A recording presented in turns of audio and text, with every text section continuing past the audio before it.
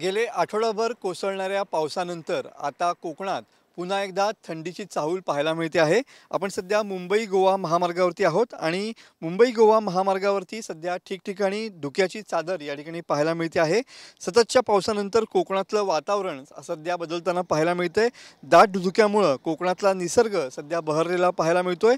कोकणात नव्या ऋतूची चाहूल या ठिकाणी पाहायला मिळते आहे। तर धुक्यामुळे मुंबई गोवा महामार्गावरच्या वाहनांचा वेग देखील या ठिकाणी मंदावलेला पाहायला मिळतोय। निवळी घाटापासून अगदी कशेडी घाटापर्यंत अनेक ठिकाणी दाट धुक्याची चादर सकाळपासून पाहायला मिळते आहे। कोकणात थंडीच्या चाहुलीमुळे आल्हाददायक वातावरण असलेलं पाहायला मिळत आहे। सध्या आपण मुंबई गोवा महामार्गावरच्या असुर्डे घाटामध्ये आहोत आणि तुम्ही बघू शकता की या ठिकाणचा देखील निसर्ग जो आहे तो बहरलेला आहे। गेले 8 ते 9 दिवस कोकणामध्ये या ठिकाणी अक्षरशः मुसळधार पाऊस कोसळत होता आणि त्यानंतर लगेचच जेव्हा पाऊस थांबलेला आहे त्यानंतर आता पुन्हा एकदा वातावरणात मोठा बदल जाणवताना पाहायला मिळतो आहे। दाट धुक्याची चादर ठिकठिकाणी पसरलेली पाहायला मिळते आहेत।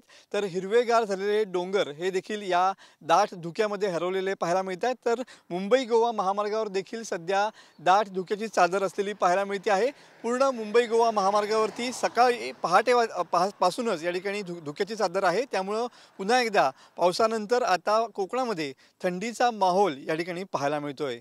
कॅमेरामन समित गजनेसह मी मनोज डेले, TV9 मराठी, रत्नागिरी।